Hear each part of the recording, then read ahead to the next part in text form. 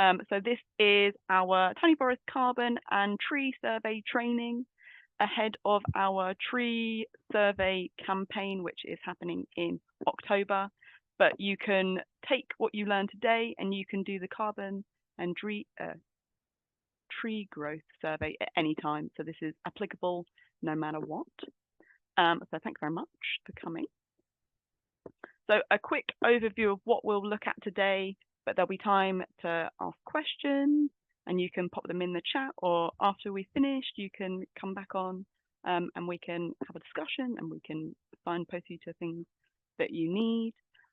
But so first we'll touch on what is a tiny forest. I'm sure many of you are familiar with what a tiny forest is. So we'll quick recap of what a tiny forest is. And then we'll look at why trees are important.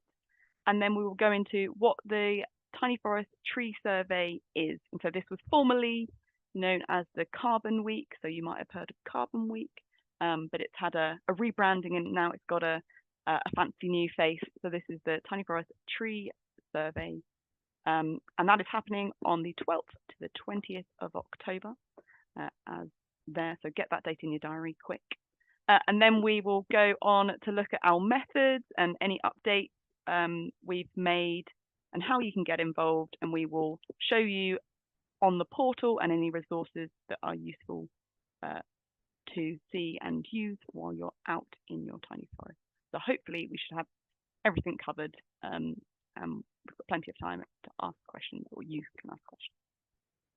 So what is a tiny forest? So a tiny forest is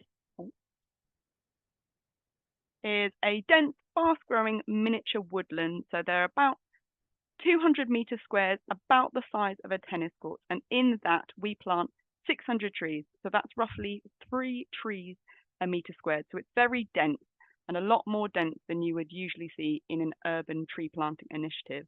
And this is because we plant tiny forests following the Miyawaki method of planting.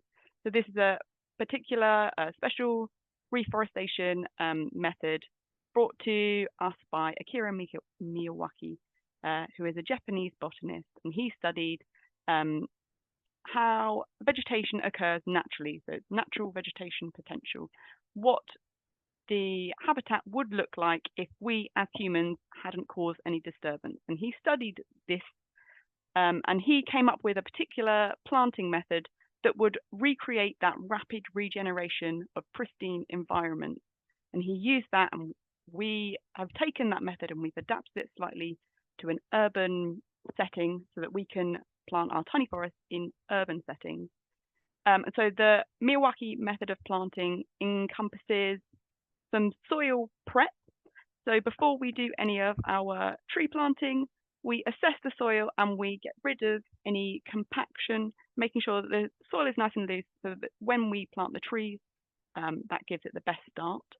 And then we'll add in some organic supplements to help with the nutrients level. And then we plant the trees, and we plant trees that are native to the area and suit the soil conditions. So we base our tiny forest on local ancient woodlands. So each forest is completely unique to the location and the tree species to suit the area. And we plant between 15 to 25 different tree species. And that is across the 4 different forest layers. So we've got our slow-growing canopy layer, so like our oaks, our big oaks. And then we've got our sub-canopy, such as lots of the birches that grow quite quickly. And then we've got some understory and some shrub species, which are faster growing, but occupy a different layer. So we plant all of those different forest layers and we mix them all up. And that creates great competition, initial competition. So that increases rapid growth rates initially. So that's what we're seeing and we are interested in measuring at the moment. And we are planting tiny forests as an urban nature-based solution. So the majority of our forests are planted in urban settings. So bringing in this pristine, high quality green space into a city and bringing all those benefits with it. That's tiny forest. And then why are trees important? So Tiny Forest is also a citizen science project, and we use citizen science to monitor lots of those ecosystem services. And the one that we're focusing on today is the tree growth and the carbon stored in trees. So trees are really important to combat the climate crisis, because they act as a natural carbon sink. So trees absorb in the carbon dioxide that's in excess in our atmosphere that is causing that enhanced greenhouse effect and driving that climate change. So they absorb in the carbon dioxide and they store that in their woody matter. So in their stems, in their branches, in their leaves, and in their roots as well, so under the ground and in the soil. And then they release oxygen back into the air, which is what we need. So they're purifying the air. So they work brilliantly in partnership with us. They release what we need and we take in what they need. So we need trees to survive, and they're really, really important. As well as this amazing benefit of being a carbon sink, trees have also got lots of other environmental benefits, including being able to cool their local environment. So looking at the tree cooling effect, and that's something that we also measure. And they're also really good at regulating the water cycle, so preventing flooding and absorbing more water. And they're brilliant at restoring degraded land and enhancing soil biodiversity and soil nutrients. And then they also provide a vital habitat for wildlife as well. So yeah, lots of reasons why trees are really important. And we are focusing on their carbon storage and their growth rate today. So that is what our Tiny Forest Tree Survey campaign is all about. So this campaign is a week-long citizen science monitoring event across our network of tiny forests. We've now got more than 250 forests, and it's rapidly expanding, and there'll be more in the pipeline coming this winter, so stay tuned, everybody. But this campaign is a drive to get mass data collection at the end of our growing season. So trees tend to stop growing as it becomes winter, so in autumn. So end of September, October time, they will then become dormant over winter. So we are putting this big push to get anyone that's local to the tiny forest or involved in the tiny forest to go out and to do their monitoring at the end of this growing season, so that we then have this amazing opportunity to compare all of the data across the entire network. And so it's brilliant to be able to see that growth rate and that change year on year across the seasons, but also across our network as well, because we've now got a nice pool of pockets of tiny forests, and we'll have a nice pool of data as well, which is really important. So what we're asking you to do in this tree survey campaign is a simple tree measurement. And so we're just doing that. So we're measuring the height and the diameter of your study trees, and that is just to help us track the tree growth rate in your forest and in the network as well. And all of that information helps us to estimate the carbon stored in your tiny forest. So when we, I'll take you through the method shortly, but our method looks at the above ground biomass. So we're looking at the growth rate of the trees, which obviously goes hand in hand with the carbon stored. But we know that trees are amazing at storing carbon as well as in the soil. So they trap away lots of carbon in the soil as well. And this isn't something we are looking at. It can be an expensive way. It's quite an expensive way of looking at the soil trapped in the carbon. So it's not something that we can do as a citizen science experiment. It is something we are very interested in doing, but we know that all of our estimates for carbon stored in our network and in your tiny forest will be underestimates because of this. And by you getting involved in this survey, you're helping us to fill in the knowledge gaps around the Miyawaki method. So as Jackie was saying, the Miyawaki method of planting is becoming really popular at the moment. And that's brilliant that we've got all of these plots popping up. But actually, the evidence surrounding the Miyawaki method of planting is very much lacking. So everything you can do to contribute to this data pool becomes part of the evidence, and we want to see how the trees are growing in Miyawaki planted forest and how they develop year on year. So our the oldest forest in the UK, you can see the pictures here. So we've got, this is Witney. Our oldest forests are like star forests at Earthwatch. So this is in May 2020, so the summer after they've been planted. And then you can see down here our latest photo, well, actually, so that's May 2023. So this is 3 summers worth of growth. You can see the incredible growth rate that's now taller than one of my colleagues, who's not tall, who's not short even. And it's even taller still, and you have to navigate it. You have to weave in and out, really, really dense.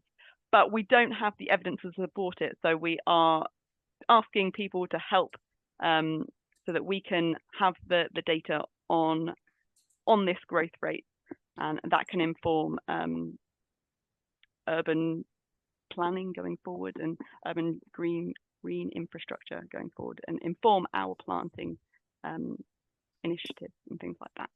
So really vital data that we will use and that help bring our research and answer those unanswered questions across the entire industry, really. So yeah. So now I'm going to touch on our methods. Don't worry, this is a lot of text. I'm going to take us through. I'm going to go to the portal. Have people used the portal before? Are we familiar with the portal? I'm getting a thumbs up from Alex. Of course, thank you. So I'm gonna show you the portal. Maybe Divi, you can drop a link or something. Yeah. And this is definitely the easiest way of getting involved with our citizen science at the Tiny Forest. So all of our Tiny Forests can get involved in all of our different surveys, and the one that we are focusing on today is the carbon storage, so looking at that growth rate and the carbon. And like we're saying, so in our forest we plant 600 trees, but going and monitoring 600 trees is not doable for anyone. I should know, I've been to many and I've spent days battling to try and get through. So we have 100 study trees, and they are study trees and they are tagged. So when we're doing this survey, you're looking for those trees that are tagged. So can you see my mouse? Yes. So tag looks something like this. I'll show you a zoomed in version in a second. But in your forest, there is 100 tagged trees, and they are representative of the different forest layers and the different species that we've planted. So each species in your forest will be tagged. So we'll get a good collection of data across the different layers and across the different species to see how they're developing in this method as well. Yes, so the survey that we're doing, we would only do at those study trees. And so I'm going to escape, and I'm going to take you to the portal, which I can't see because the bar's there. It's hiding behind the tab. There Okay. we go. So this is our portal, and in fact, this is the landing page. This is like the Tiny Forest Bible. Anything that you would need to know, you'll be able to find it on the portal. And a good way of navigating to your Tiny Forest would be if you go to the Tiny Forest Sites tab at the top. It will take you back to the interactive map. So when you're out in the field, some of our latest forests, they have a QR code on the board that's by the entrance to your Tiny Forest. You can scan that, and that will take you directly to your forest page. But some of the older forests that were planted before the 2023 planting season don't have that QR code. So this is the best way to find your forest. So if you go to the portal and then you find your forest on the map, so you can navigate this by clicking the hub. So if you click on the cluster, and then you can see that these little icons are the Tiny Forest. So I'm going to click on this Tiny Forest, and it will take me to, so it's John Clare in Peterborough. I'm going There's to, also a search tab, so you can oh, type in your name there you as go. well. So Yeah. I'm gonna go John Clare. Yep. Ta-da! And it comes up there. And then if you click on this, it will take you to your profile page, and this has all of the information that you would need, all of the details, when it was planted, it's got the surveys that's been submitted, and then it's got a bit of information about your forest, so the area and if it's got any species and the location. And you can even download the tree species list as well. There you go. So Export. that could Yeah. become important Mhm. if you, for example, weren't going to do your survey on the portal. It might be useful to download your species list, and you can see what tags are, what different species. Yeah, well sorted video. So for getting involved with our monitoring, if you either click on the QR code or you can scan your QR code with your camera. Sometimes you need a QR code app if you've got an Android. And everything I'm doing here should be the same when you're on a mobile as well. So this takes you to the list of all of our surveys. And the one that we're focusing on today is our carbon storage survey. And you can see here that we've got data survey and we've also got our survey guide. And that's the step-by-step that I was showing you. So I'm just going to show you that. So this is our guide and it takes you through. It might be useful to read this if you haven't done this survey or been to a day where Earthwatch have been there. Just to read it through, and then you can kind of have an idea of what you're doing before you get out into the field. The only major change we've done this season is after last year's tree survey. Lots of trees were ticked as too tall to measure, which is an amazing problem to have. So we've been out into the field as a team trying to find a solution to how can we measure trees that are too tall for us to reach, which is now becoming more of a problem. And after trying lots of different methods and failing because you have to be able to see the top and the bottom, we came up with a trusty extendable pole. So if your forest is perhaps about 3 years old is when it becomes a problem, or over 2 years old, depending on your forest growth, when the trees are too tall for you to be able to reach with your hand, for the reach of your arm span, we're then saying if you have an extendable pole or a mop at home, like a long mop handle, anything that just extends your arm span, we would suggest that you take that out into the field and you can use that to help you reach those taller trees as well. So that's only really a problem if you've got taller trees. But again, you follow the same method and I'll explain that. And so here you can see that we've got 3 different breakdowns of the method that you would use. So method 1 is just our usual. We're going to measure it with a tape and you can touch the tallest part of the tree, so you can get to the bottom and the top of the tree.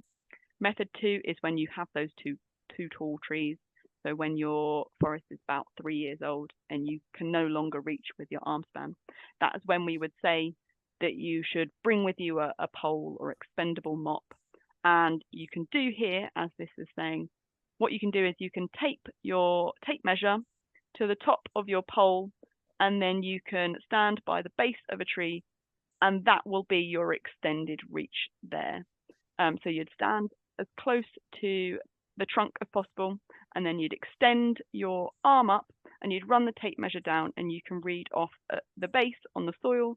Perhaps this is like a 2-person job, so you can bring a friend or a fellow tree keeper or a neighbour, anyone you want to get involved, and then they can read off the height of your tree with that extended reach.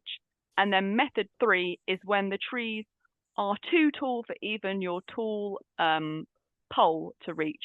And so for this, we want you to do the same as what you did for method 2 with holding up your pole and taking the tape measure all the way down to your feet and then reading off. And we want you to insert that, and that will be the maximum that you've reached. So we want you to write down and record that maximum reach, and that will just tell us that the tree is taller than this height. So I will show you. I will show you the survey, and it should become clear. So this is your carbon survey, and so you can see that the guide that I was just talking about is available. If you get out in the field and you're doing it and you've forgotten what you're doing, you can click on the guide and the guide is there and ready.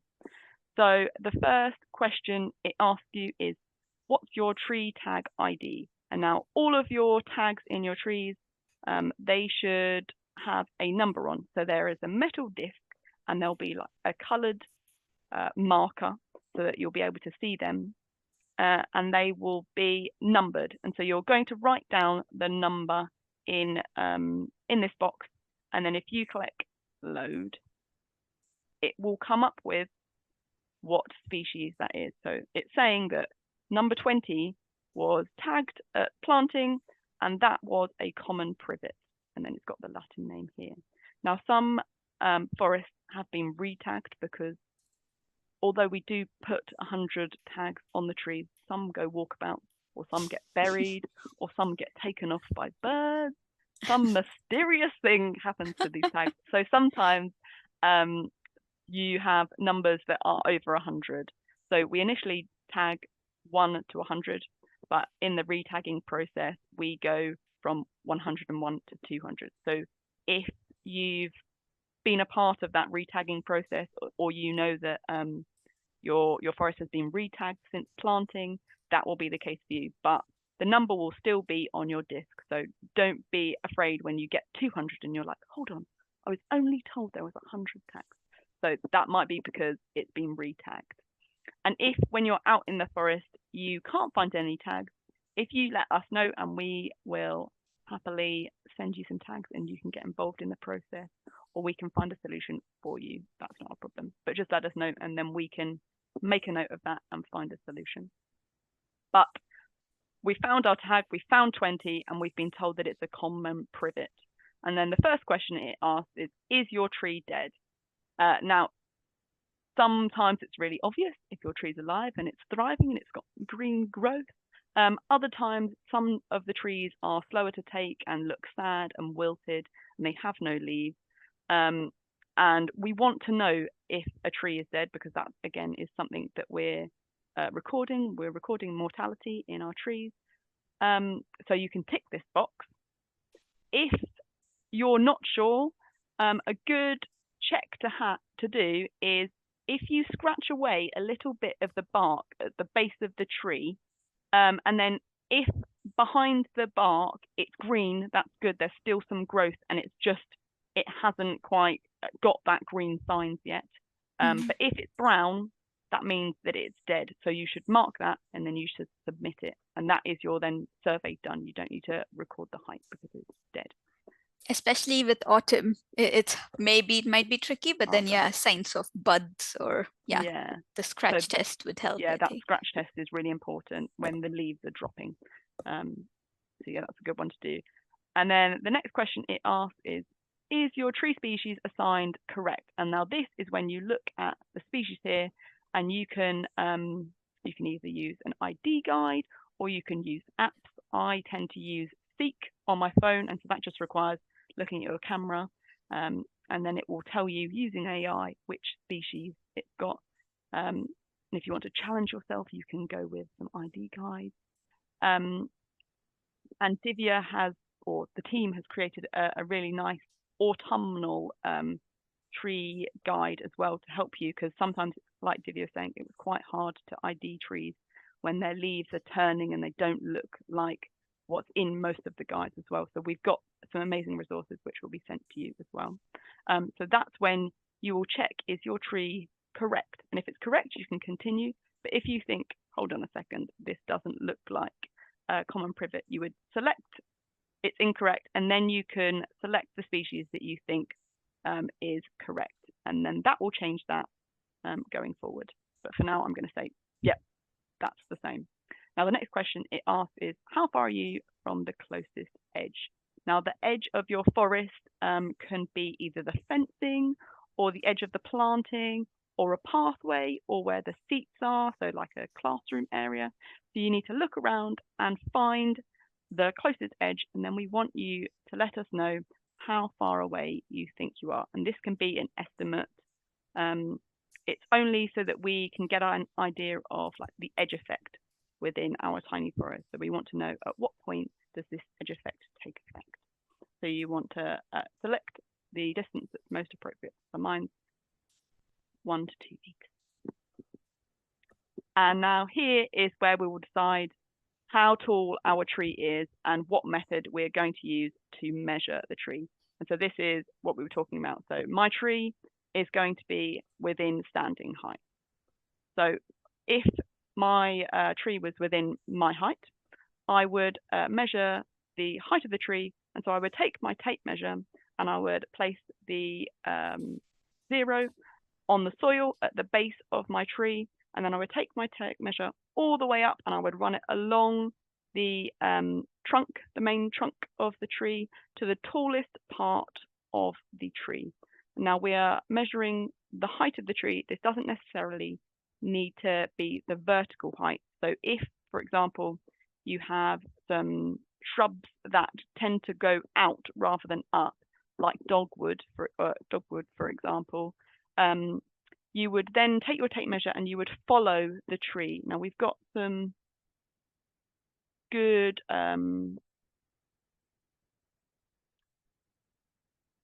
diagrams that demonstrate this. So here it's saying that you're measuring that tallest stem, so you're following along the stem, and you can do this by using multiple hands. So you can do it in sections as well, or if you've got a friend, you can take turns, like many hands, make it easier. And be careful for those thorny shrubs as well.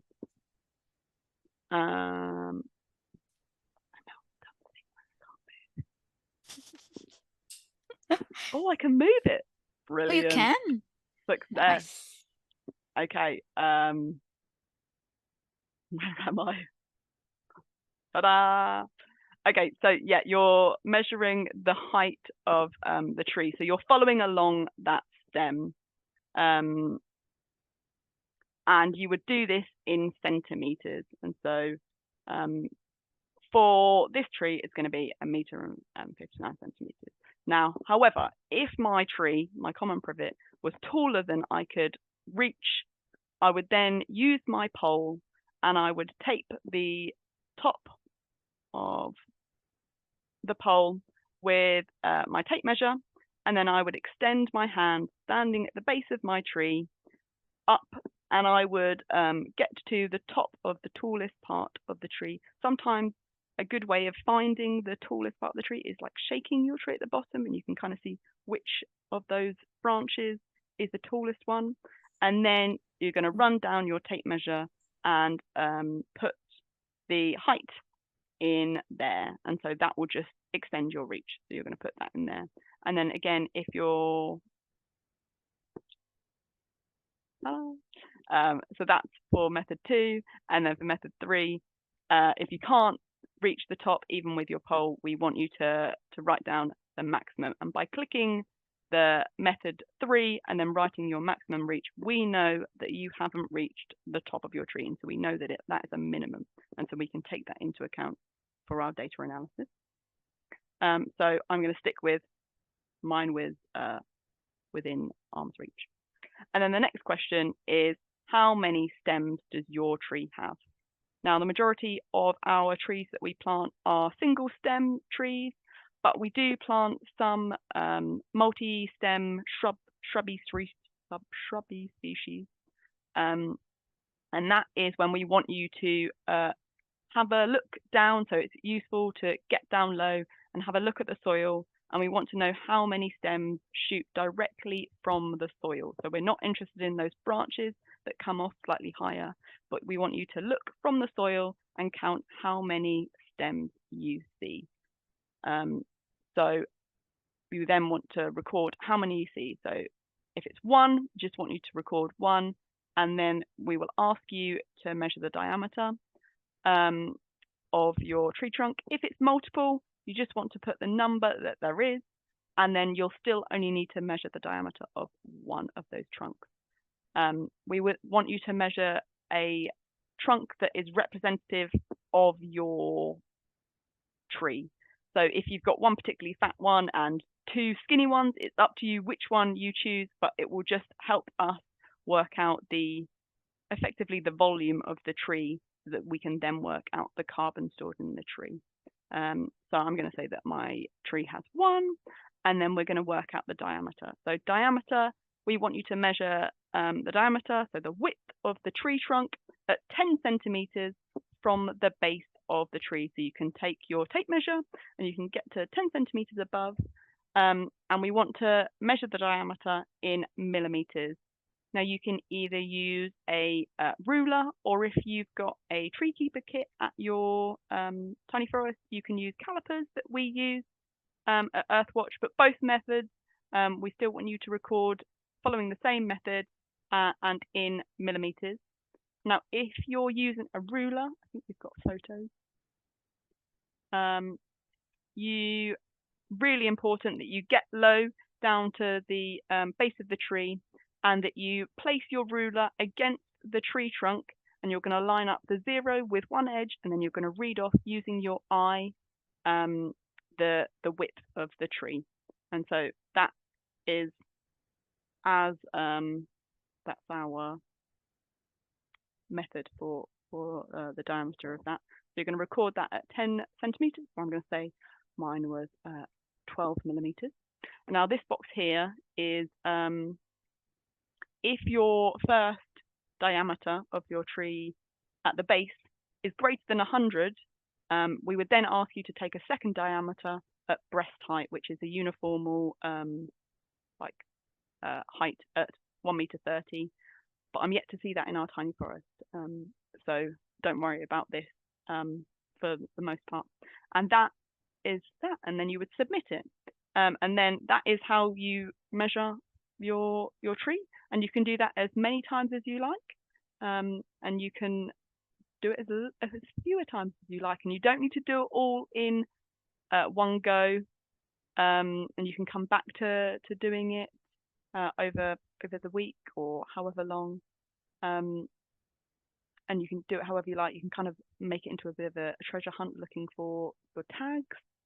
Yeah, it's completely up to you, but each tree shouldn't take more than 5 minutes, and yeah, tackle the forest however you like. So we know that some forests are in there, we like to call them teenage phase, which are quite hard to navigate. So if you wanted to go around the outside and find those tags that are more accessible, that's absolutely fine, because they're all of the tags should be representative of your forest.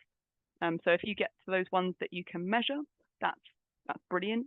And sometimes there are natural pathways that occur, whether it's because people have been through that way and they kind of just thin it out, or yeah, there's openings. So yeah, tackle it however you like. If your forest is particularly hard to navigate, I would say take gardening gloves and secateurs, and you're more than welcome to trim your way through to a tag that you can see. But we would only say trim the width.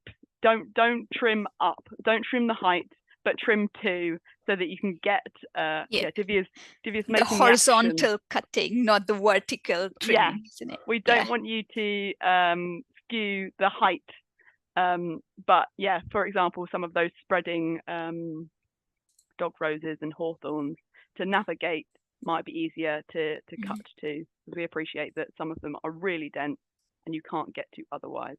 So that's something that if you need to, absolutely do that. I'm just gonna show you, so that's the survey online, and it's the same on the mobile, and then you've seen the guide. Other resources, so we've got the field sheet. So if you know that your tiny forest doesn't have any signal or your phone doesn't get any signal when you're by your tiny forest, or you don't want to use your phone, that's absolutely fine. You can print out and download. If you go to our resources section here, and then you go to monitoring datasheet, it will take you to a downloadable and printable sheet that asks exactly the same question. So it's the tree measurement survey for the carbon storage. So if you download that, and then it's got the exact same boxes and it's double-sided, so there's no excuse for not doing lots of trees. So you can just work your way along, and here is the tree height method. So this is 1, 2, and 3, depending on your tree and your tiny forest height and development. Any other things you can think of that's useful on the portal, Divya? So right now for the tree survey, we are asking people to sign up for and that's on our website, isn't it? Yes. You have the link to that page, maybe? Yes, I'll pop it in the chat. So basically, by signing up, you'll be getting a survey pack. So we'll be sending that soon. It'll have like a pictorial guide. We also have some, autumn tree ID guide. So it's a part of that. And we also have some, like activities that you could do with your with kids, or we also have some recipes that you could try, because when you're out there with the trees, it's a good time to forage as well. So just it just needs your email ID, and we'll just send some reminders and we'll send the kit across. So I popped in the ID. I think Alex had any questions. Alex had his hand up. I was just going to ask quickly on that note. Sorry, still a bit cold. Do I need this one as well? Because I already have the Tree Keeper actual kit, the one you sent to me. Is it worth me having this as well? I'm happy to sign up. I wasn't sure if I need this one as well, since I've got the actual kit. I wasn't sure. Yeah. Oh, this one is just like a flip through guide. It's just about having everything in one place. So sure, I'm happy to download it. I just wouldn't want to waste your resources if you. That makes sense. Or, with the Tree Keepers, I usually would send it in the newsletter as well. So I wouldn't worry too much. I'll make sure that you guys have it, whether you sign up or not. Oh, thank you. Thanks. No worries there. Thanks. The useful thing that is included in the sign up and that you'll be sent is the autumnal tree guide. Which we don't have on our portal, but maybe that's something that we can put on there after the campaign, because in your Tree Keeper kit you'll have our Tiny Forest ID guides, which we use, but because we're focusing on at the end of planting season, we know that trees might have started dropping their leaves, or they'll start changing color and things like that. So the team's created an amazing resource that can and we've got a nice designer, Laura, who's kind of done some nice illustrations for the method, just to make it a little more fun and clear. I popped in my crude Canva version of what the illustrations look like in the chat, but hers would be a lot nicer. And any other questions at this stage?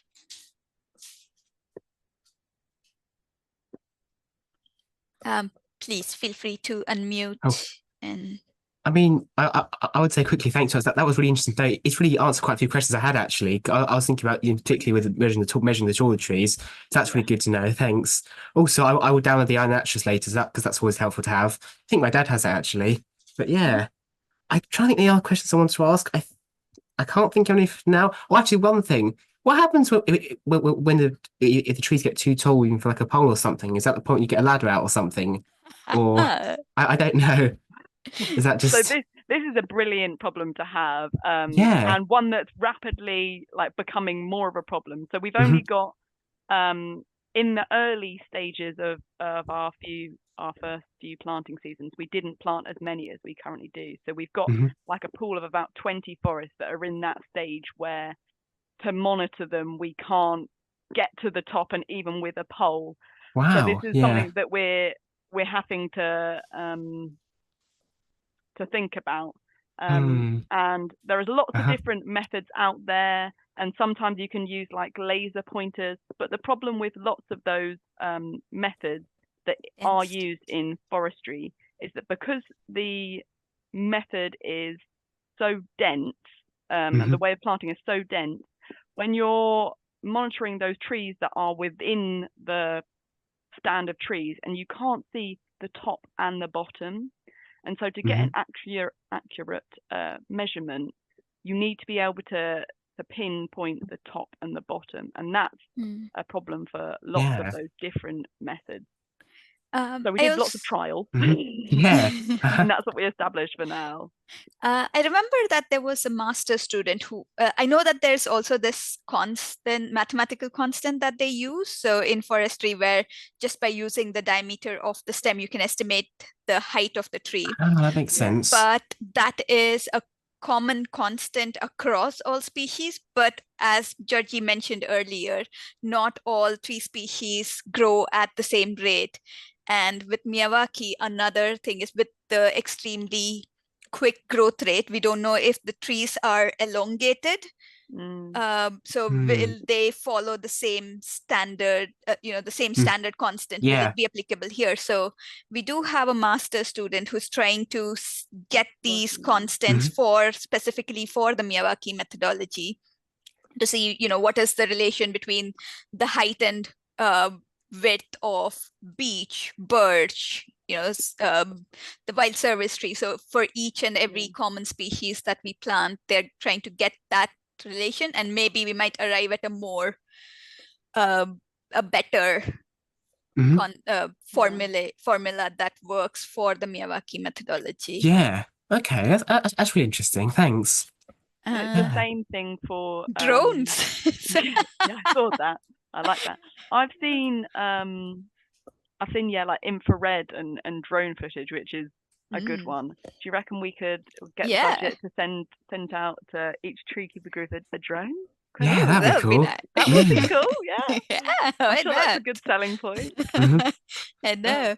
And the other thing that we're also experimenting with are the tree tags themselves. So this season, we are still going with the tree tags.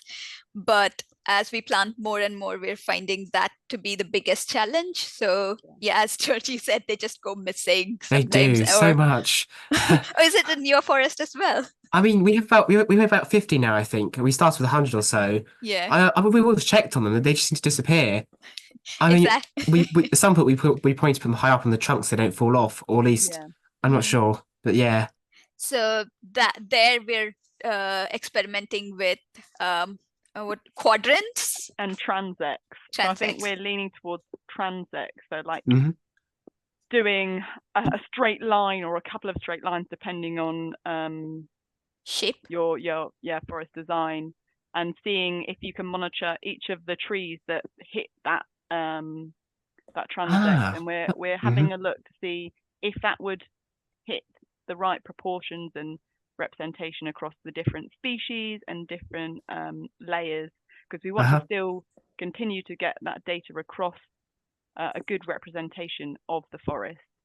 But that seems to be the way we're going forward at the moment. So I was at a forest last week, and I created a transect down the middle, and I trimmed down the middle because this one, I think it's 3 years old, so it was in one of those, teenage phases. And I created a transect and tagged just along the transect as well. So hopefully that kind of eliminates I don't know where to start looking, because like you say, some of them go missing and then some of them get buried or fall off. Yeah. And so by having that line, hopefully that will help find that point. That's where I was going.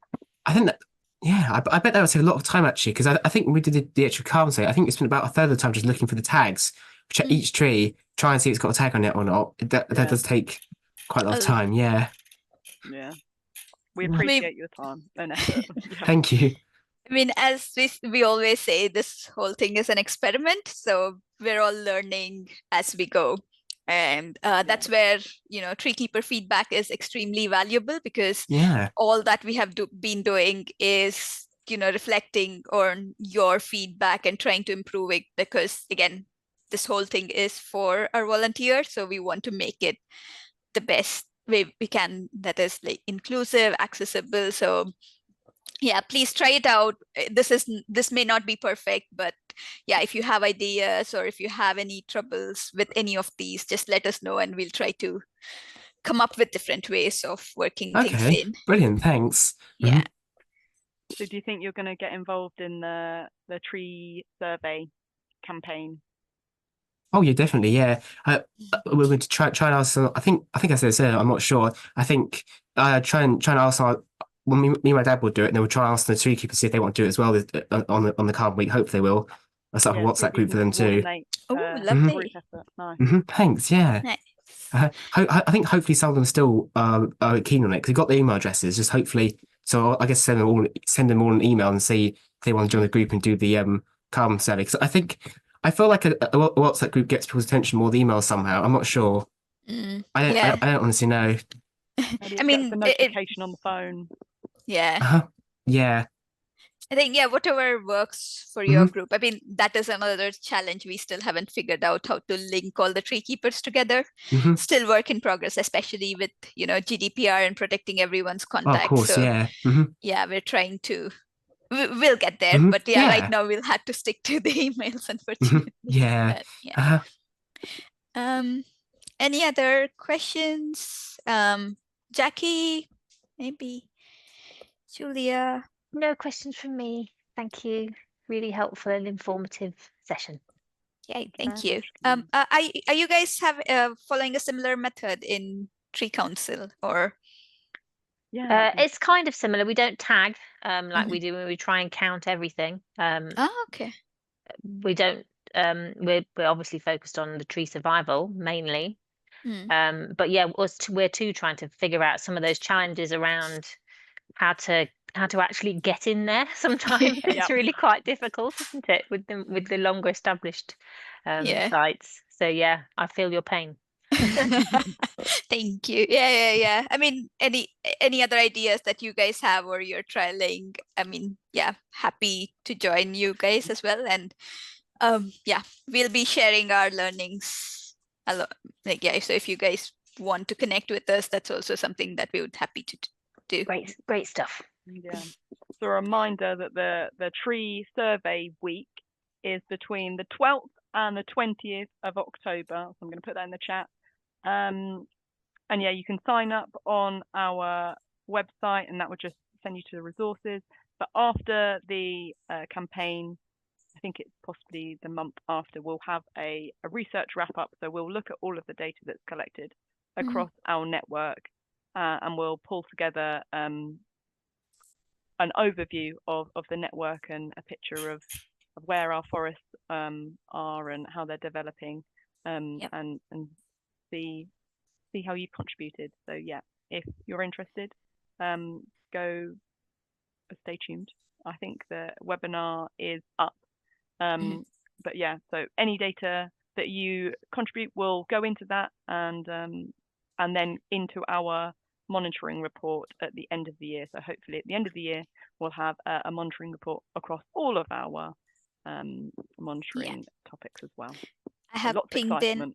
Yeah, I pinged in last year's monitoring report. So that's quite a nice one. And yeah, the tree keepers would have got the report from Tree Council as well, so which is also really interesting. I mean, 40 pages, that's quite a lot to flip through, but lots of excitement. Get yourself a nice cup of tea. Exactly. Yeah. Thank you very much, everybody. Yeah, and any questions, you can always pop it to the Tiny Forest chat. I'll try to leave that email ID there as well. Yeah, any questions, any suggestions, reach out to that as well. And thank you so much for joining us. Thank you. And have a lovely rest of your evening. Thanks so much. That was really interesting. Thank you. Bye. Thanks. Thank you. Bye.